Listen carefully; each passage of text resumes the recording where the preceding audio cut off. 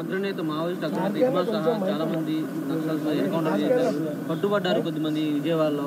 ఎట్లా చూస్తారు, ఏం చెప్తారు? మీరు మార్చి 31 టార్గెట్ పెట్టుకున్నారు కేంద్ర ప్రభుత్వం. కేంద్ర ప్రభుత్వము తీసుకున్నటువంటి కగార్ ఆపరేషన్ కగార్ ఏస్తుందో అది ఒక మావోయిస్టుల ఒక అంతం చేయడానికి, అంటే లెఫ్ట్ వింగ్ ఎక్స్ట్రీమిజం ఈ దేశంలో వెళ్ళిపోవాలి.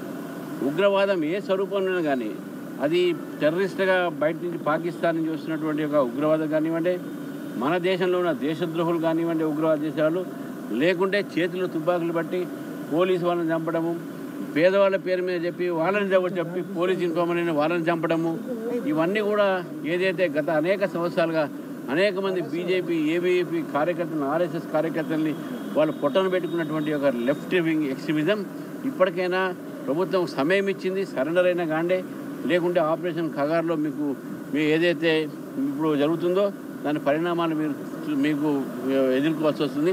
కాబట్టి ఎన్కౌంటర్ ఏది ఎట్లయినప్పుడు కూడా ఆపరేషన్ ఖగార్ ఏదైతే ఉందో, నేను ఏదైతే ప్రభుత్వం కూడా అడిగింది, కేంద్ర ప్రభుత్వం కూడా చెప్తుంది, మీరు తుపాకీని కిందికి పెట్టి మీరు సరెండర్ కాండి అని చెప్పి, సరెండర్ కాని పక్షంలో వాళ్ళ పరిణామాలు కేంద్ర ప్రభుత్వం బలగాలు, కేంద్ర బలగాలు ఏ నిర్ణయం తీసుకుంటే ఆ నిర్ణయంతో ఈరోజు ప్రజలందరూ కూడా ఆ నిర్ణయానికి ఈరోజు వాళ్ళు ఉండాలి, ఈ నిర్ణయం ఉండాలి, దేశంలో ఉగ్రవాదం ఏ రూపంలో ఉండకూడదు అని ఆలోచిస్తున్నారు. కాబట్టి మావోయిస్టులు చేసినటువంటి ఒక స్టేట్మెంట్లు ఏతున్నాయో కేవలం వాళ్ళు కొంతమంది సరెండర్ కాకుండా వాళ్ళని ఆపుతా ఉన్నారు.